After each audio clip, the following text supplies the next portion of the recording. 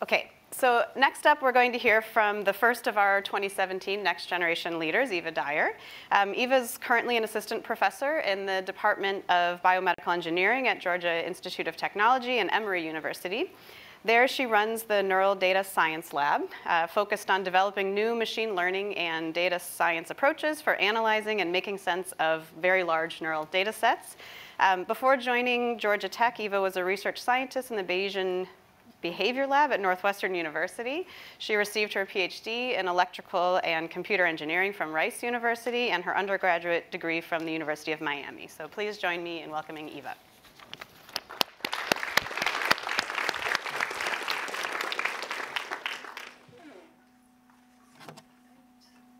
Hello, can everyone hear me? Hi, I'm Eva Dyer. As I was introduced, I'm a Next Gen leader. This is my first year. I'm really excited to be here. I've been working closely with the Allen Institute for about 2 years now, trying to use their data sets to carry out some of the work that I'll be describing today. The title of my talk is Tackling the Size and Complexity of Large-Scale Neural Data Sets.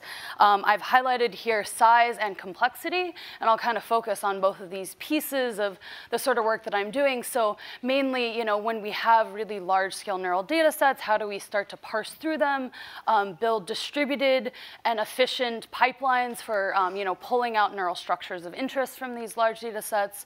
And the other piece is once we have parsed through these data sets and have some representation of neural structure and function, how do we then go in and try to model these very complex systems? And so one of the ways that I'm trying to tackle that problem is to use low-dimensional signal models as a way of characterizing these complex and high-dimensional data sets.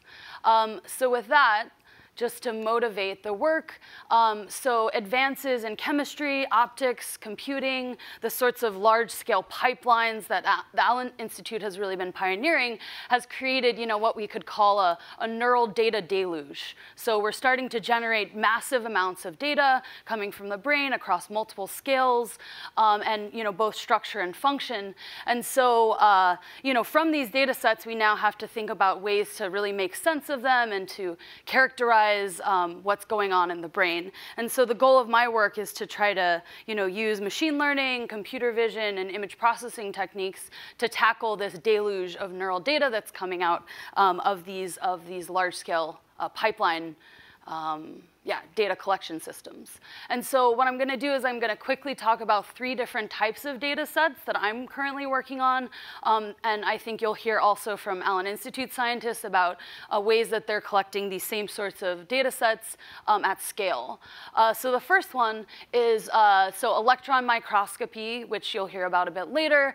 And so EM is a way of characterizing really small-scale features within the brain. I'll talk a bit about the trade-offs between these different approaches. So just to kind of pitch them against each other. So with electron microscopy, we can see things roughly on the order of 10 nanometers per pixel.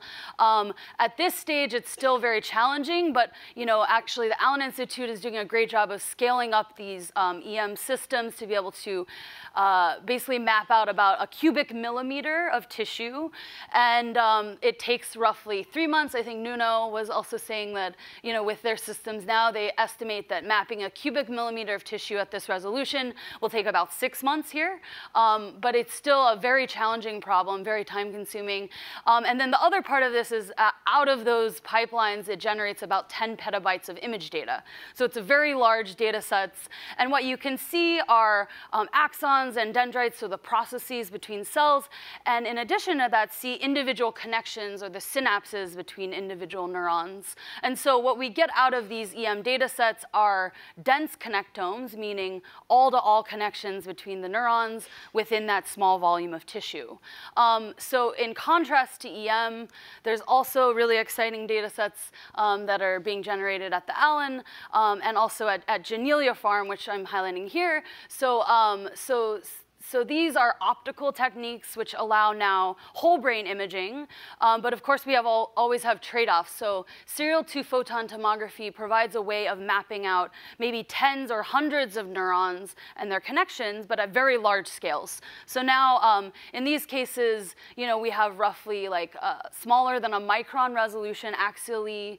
Perhaps the lateral resolution is a little bit less because you actually have to cut the brain into slices and then stitch all this information together.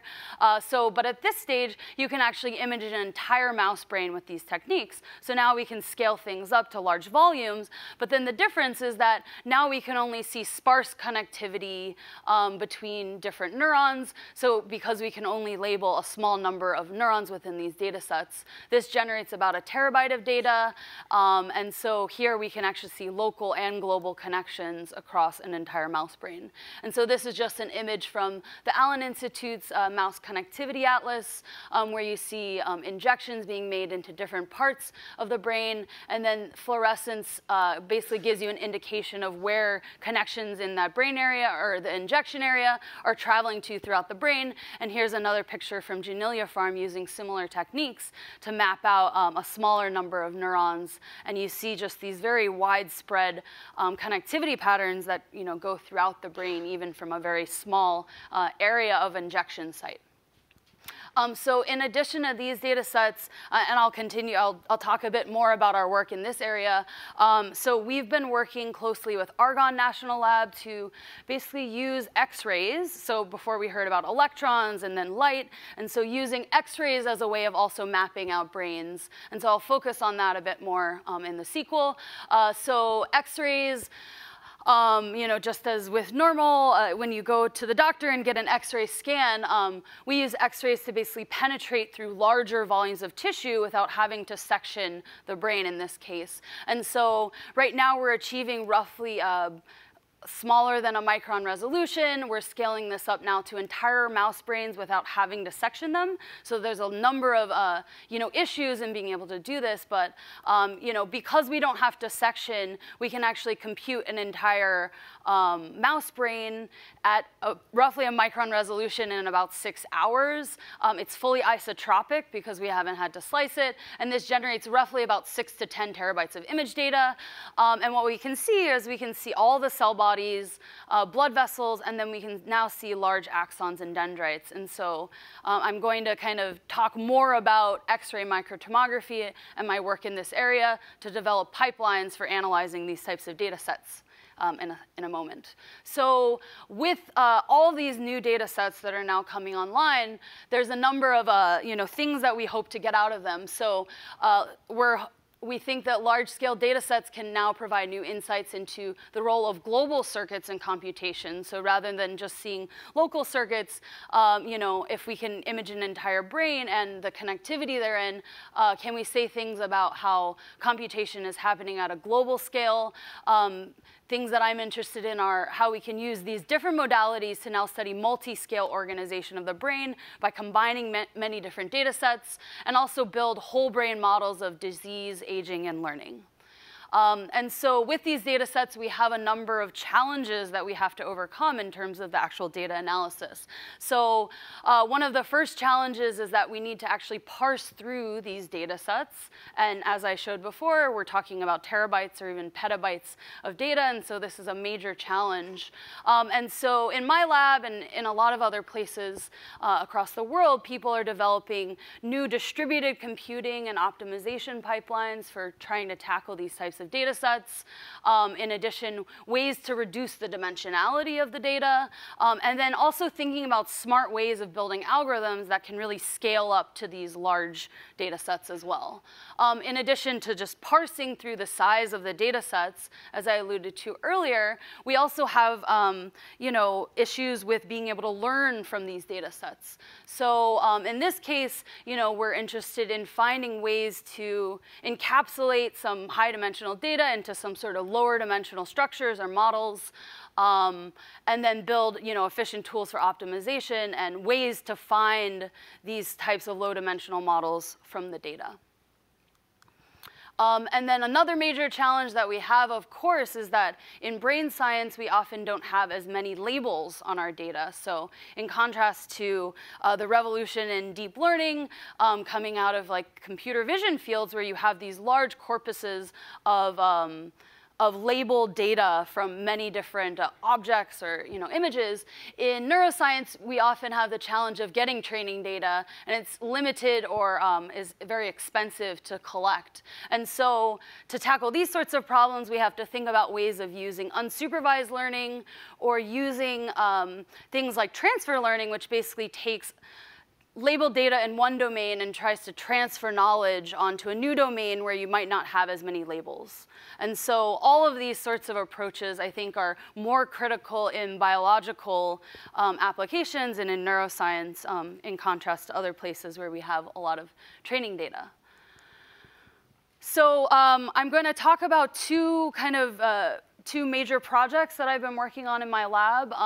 The first is along these lines of parsing out these large-scale data sets, and then I'll move on to talking a little bit more about some unsupervised learning that we're doing as well to try to understand parcellations of brains using the Mouse Connectivity Atlas from the Allen Institute. So the first part is on parsing.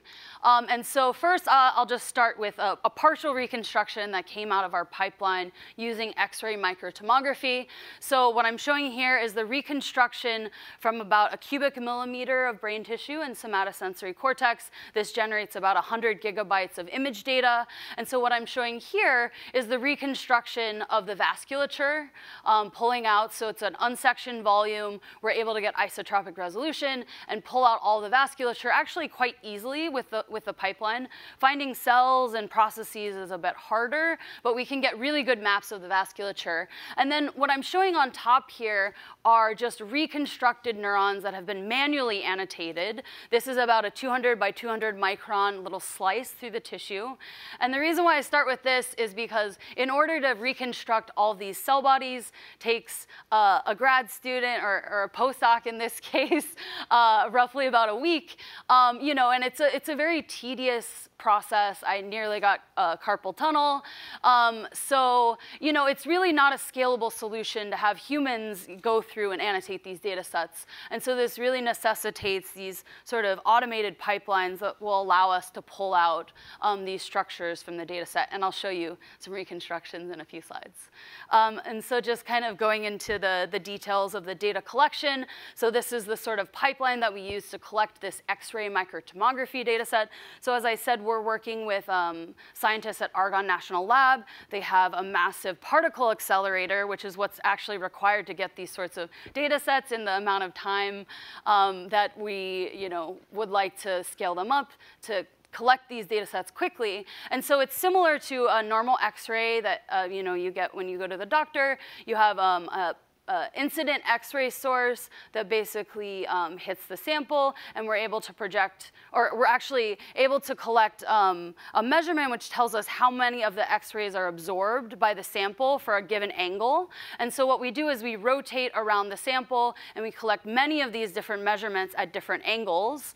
And then from that, we're able to take out these projection measurements and solve an inverse problem to then reconstruct the image data from these sinograms or from these multi-angular measurements of absorption of X-rays. And so at this point, I'm showing this idea where you've actually taken out a chunk of brain and embedded it in plastic. We use a preparation that's very similar to what they use in electron microscopy, which is nice because it actually makes it compatible with using EM. And so what we're able to do in this case then is, so here's an example of an X-ray image where we're seeing individual cell bodies here as well as the vasculature. So it's all grayscale at this point. We don't have histology to pull out these different types of cells yet, but that's been a major push to try to use techniques like that are well established in optics and pull them over into the X-ray domain. And so from this, we're able to both capture large scale data from X-ray, and then we're able to actually zoom in and look at the tissue with EM. So we can actually get these multi-scale maps where we look at mesoscale and nanoscale architecture on the same sample.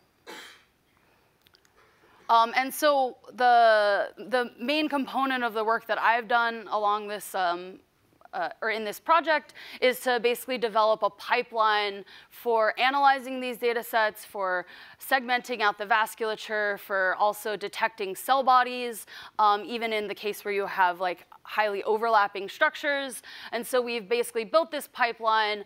The code is available on GitHub, but we also have now scaled this up to basically create a distributed pipeline using the Argonne computing facility.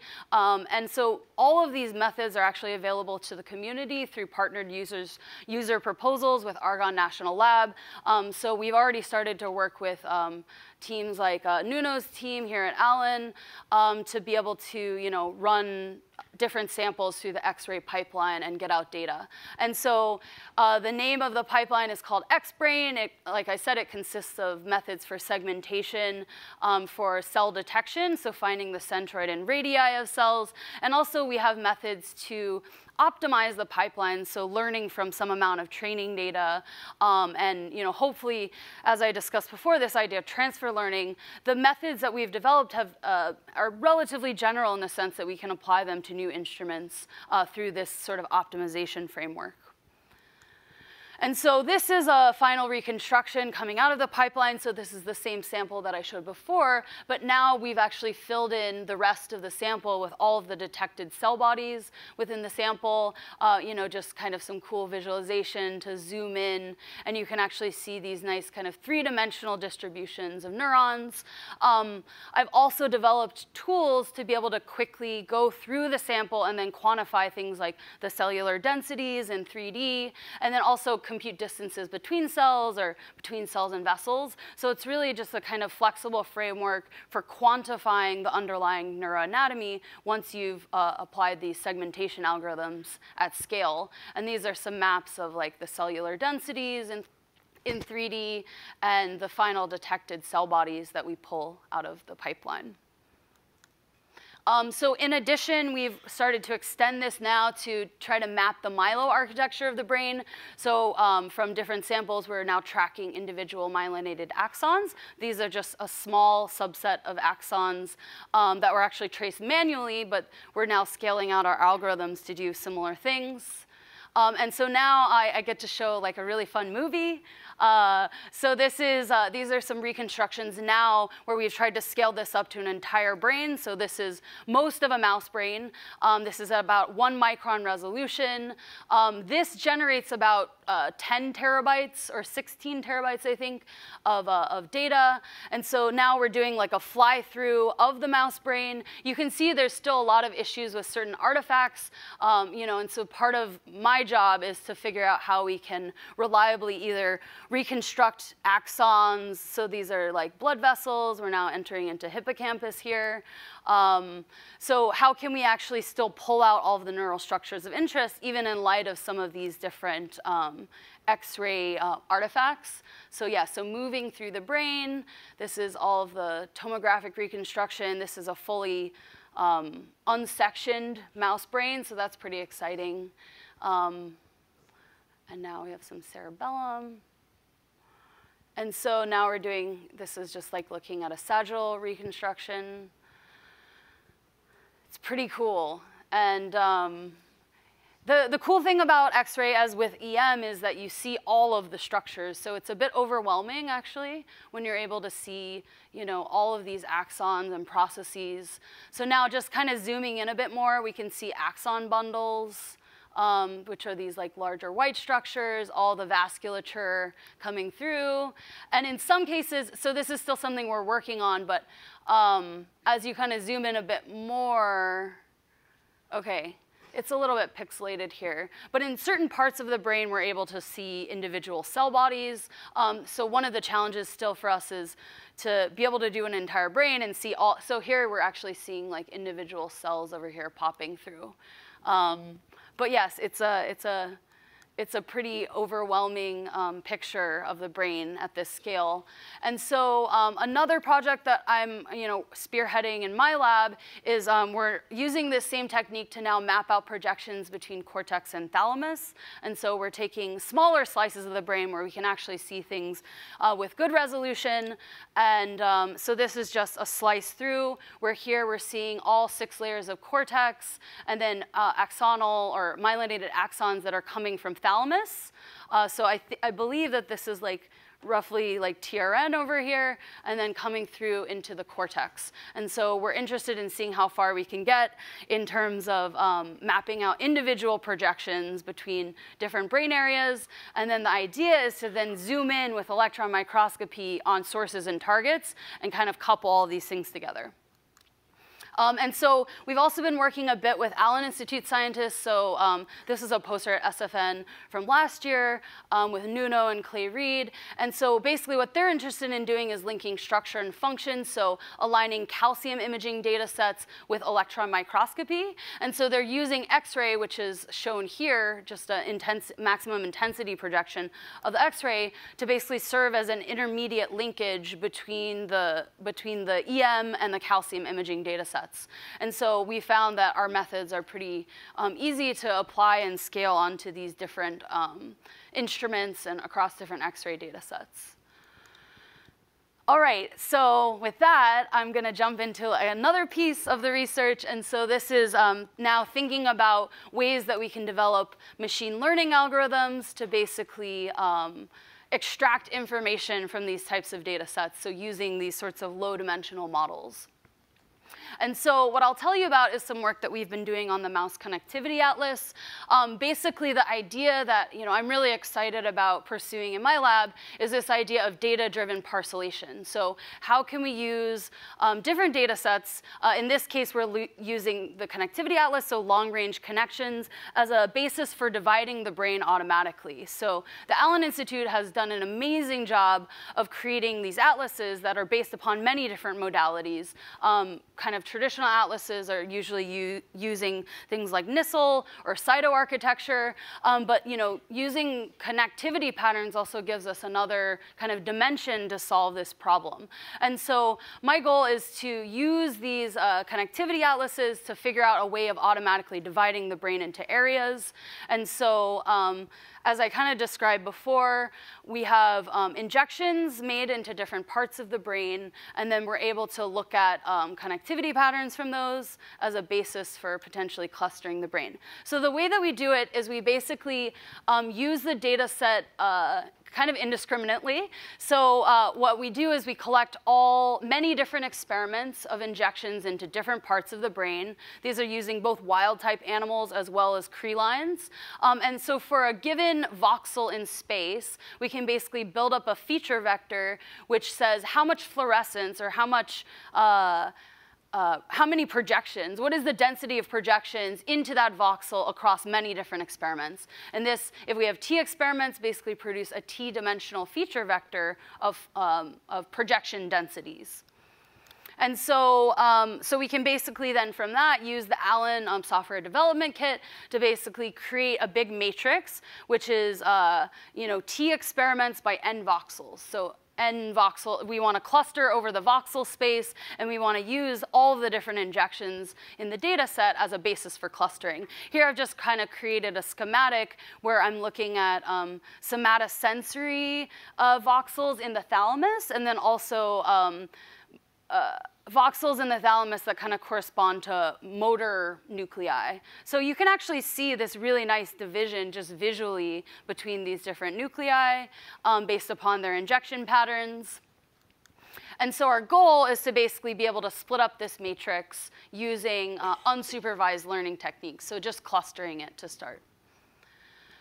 And so, so we did that initially. I actually was part of the summer workshop for the dynamic brain that the Allen Institute sponsors at Friday Harbor. And we started to work on this at that point.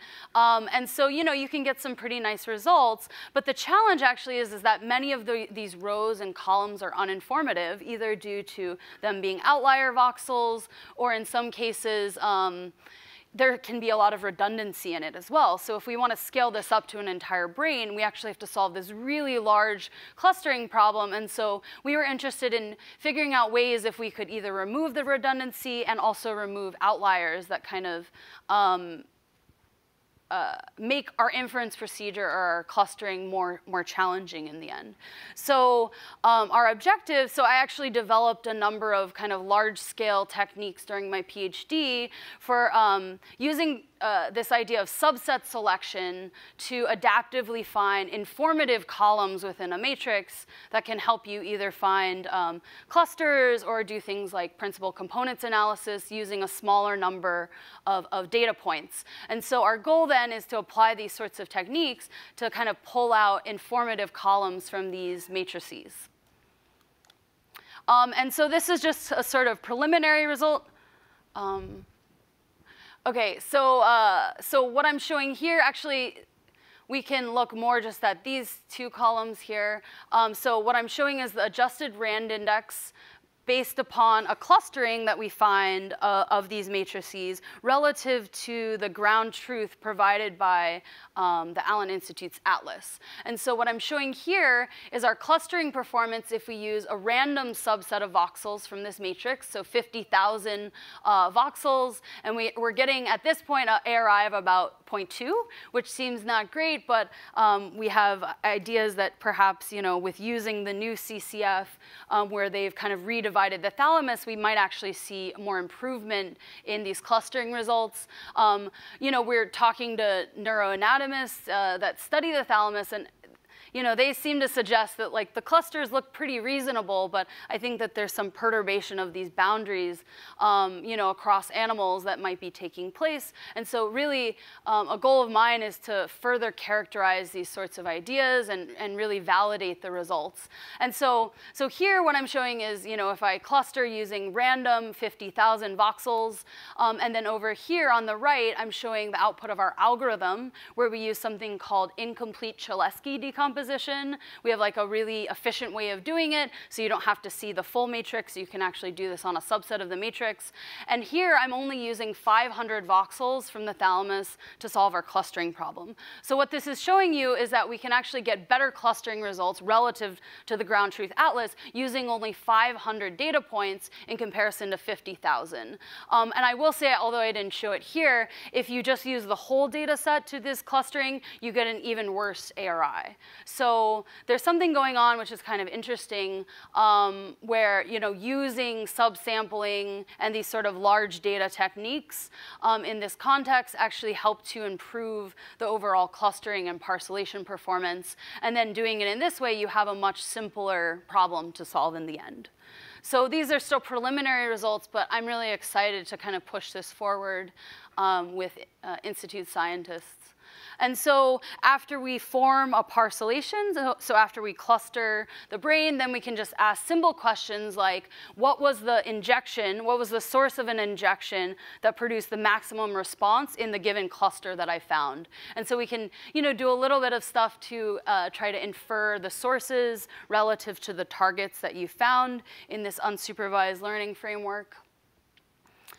And so this is an example of some of the parcellations. So in this case, we're still focusing on thalamus.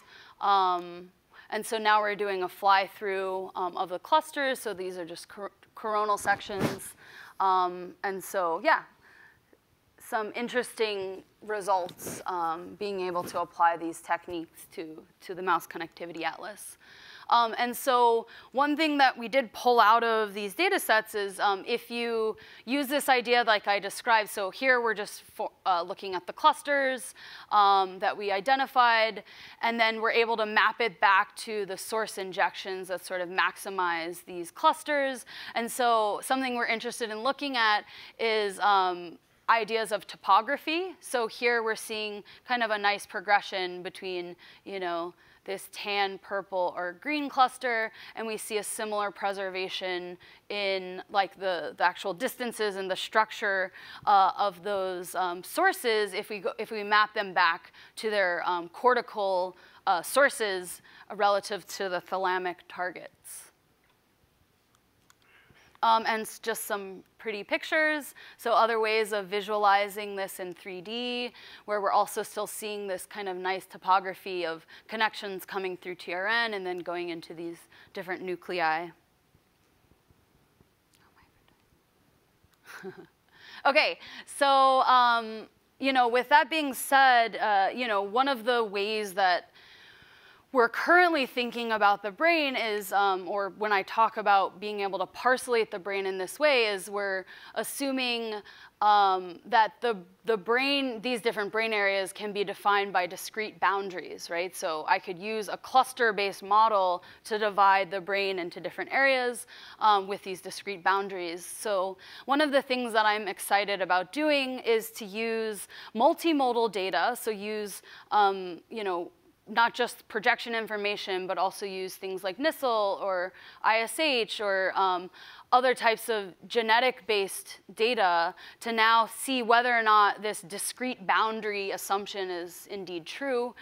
People do seem to suggest that in certain areas there seems to be like a kind of graded change in certain properties between different brain areas. So I'm pursuing now these idea of like continuous models, so manifold models as a way of modeling organization of the brain.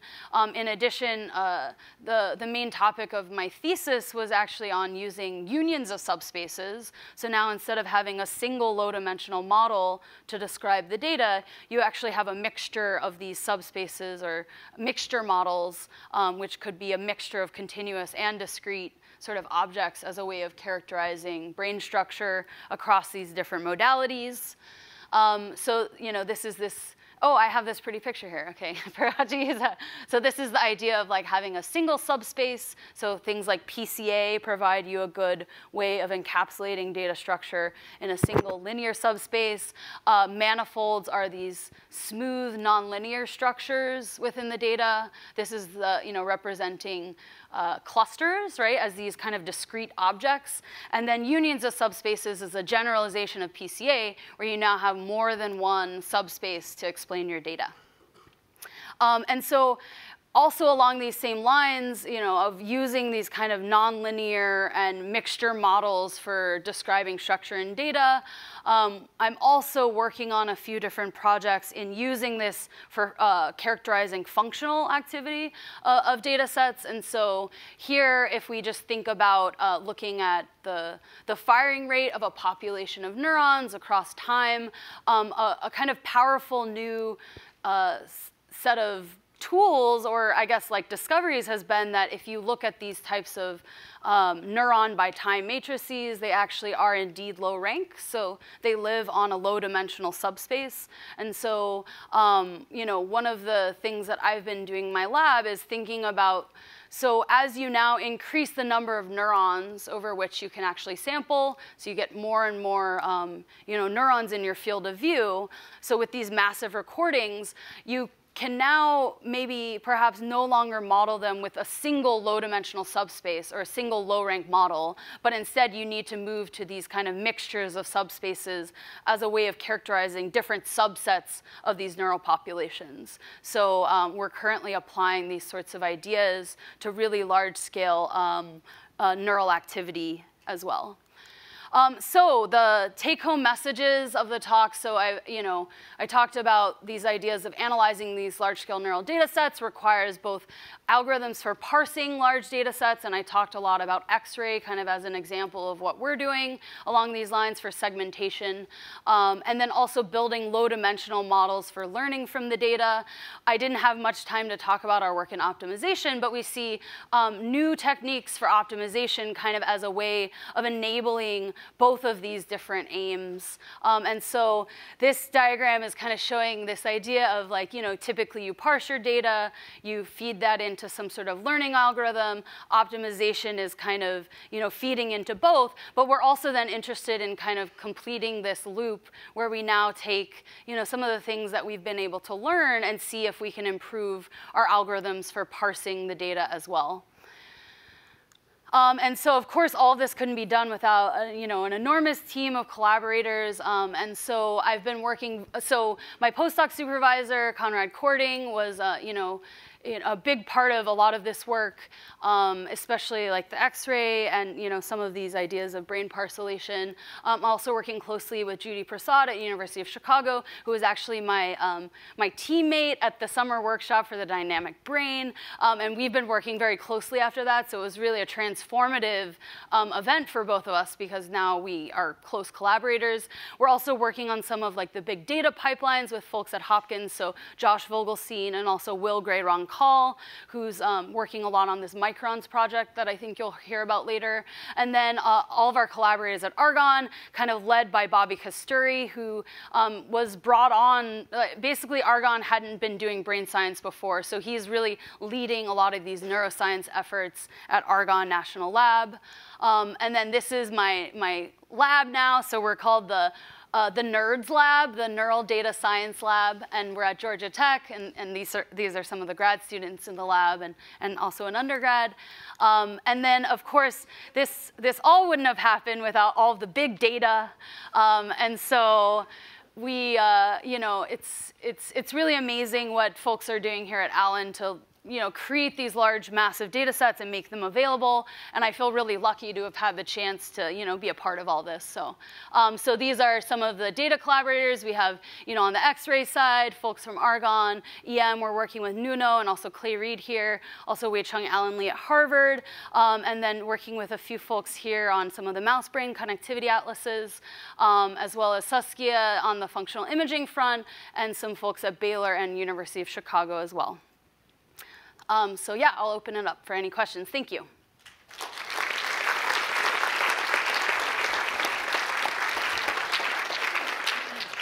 Thank you, Eva. So same as before, if you have a question, please raise your hand and we'll bring you a microphone.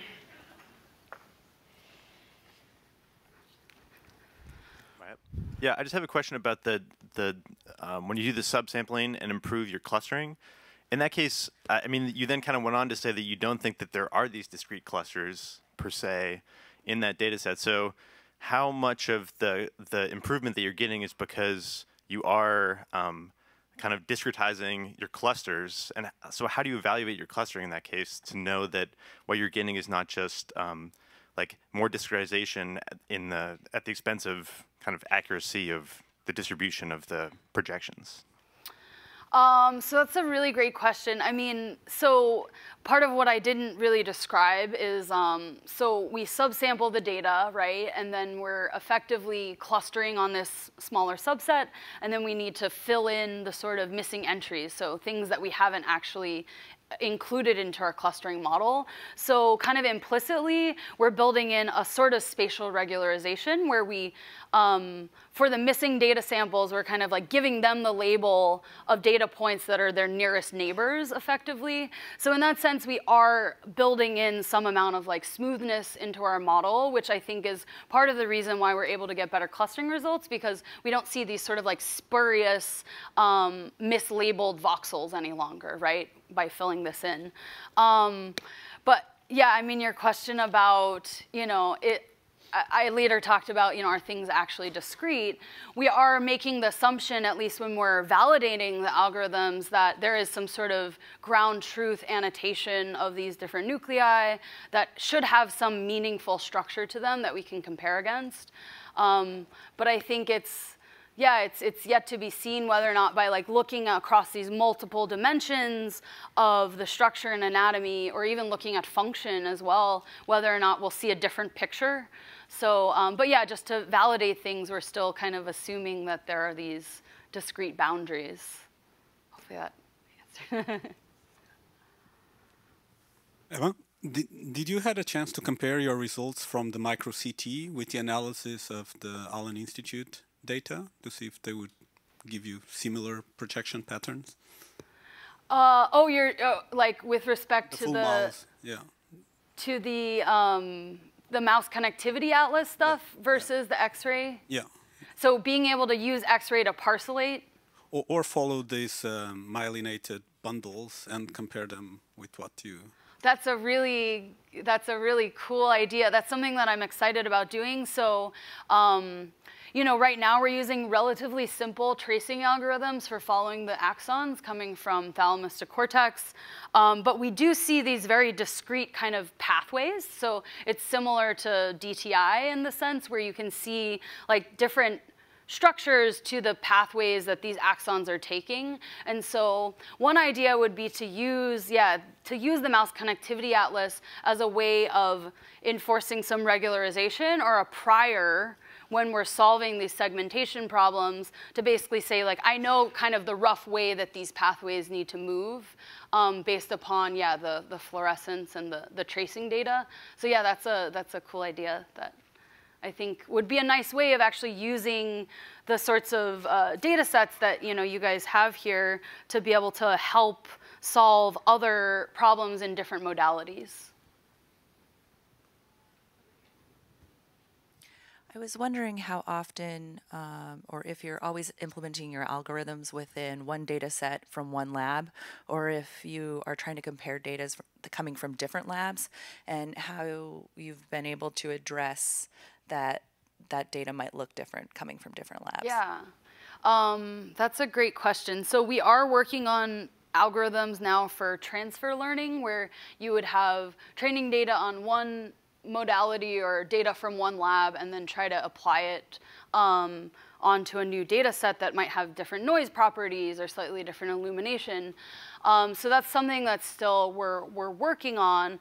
We found, though, with the X-ray tomography, even across, we've looked at many different instruments, also commercial scanners as well. And for what we want to do with the segmentation, it's relatively robust. So it requires very little kind of tweaking of the algorithms. But yeah, I mean, having a way of not even needing new training data at all and taking what we've learned before and kind of pushing it onto a new data set, I think is a really exciting idea. And there's a lot of new ideas in deep learning where you can basically build these, they're called generative adversarial networks, to try to build a new synthetic viewpoint into some new modality. And so we're kind of looking at ways of using these methods to be able to transfer between different instruments or between different, even between low-res EM and X-ray, which do have some similar properties but are very different in their noise and other structures. So, but yeah, it's a cool idea. I think just one more question. What is the primary determinant of contrast in the micro CT, and is it possible to alter contrast or even consider altering it with a genetically encoded marker? That's a great question. So, I mean, it's similar to an EM prep. So osmium is one of the key, heavy metals that we use, but they've also been looking at things like lead. And so playing around with different concentrations of the metals as a way of getting more contrast. One of the other major challenges, right, is if you want penetration through an entire brain, the way in which you need to, optimize for either large volume versus high contrast is different. It's definitely not my area of expertise, but talking to the scientists there, they're doing a lot to try different combinations. And then with respect to your second question about seeing individual structures or having contrast over different subsets. They've recently done some stuff with Apex, which I guess is a way of seeing specific cell types in electron microscopy. And we're getting some promising results that you can also use Apex to characterize different neuronal structures in X-ray as well. So we're kind of piggybacking off of a lot of the work that's been done in EM. And it seems promising that you can also use some of those techniques also for X-ray. So, yes. Okay, one more. That's okay. One less. So I mean, it sounds like this could, in principle, if you get the genetic labeling working, be a nice way to get really high resolution projection maps. But what I'm wondering is about the scalability of the technique. I mean, does it require a beamline at Argonne, or can it be done with other X-ray sources? So it is, I mean, doing it with a synchrotron at Argonne allows you to get higher data rates, but they have shown that on commercial instruments, you can also achieve on the order of a few millimeters cubic volume, also on these commercially available instruments. So the difference in time of, I think, like a cubic millimeter, which we can do in like 6 minutes on the synchrotron, you can do in, I think it was something like 12 hours on a commercially available instrument. But of course, yeah, if you don't have access to a synchrotron, then you have to collect your data somehow. So, I mean, the cool thing is they're, you know, interested in creating these partnered user proposals where, you know, people could apply for, or people do apply for time on the beamline.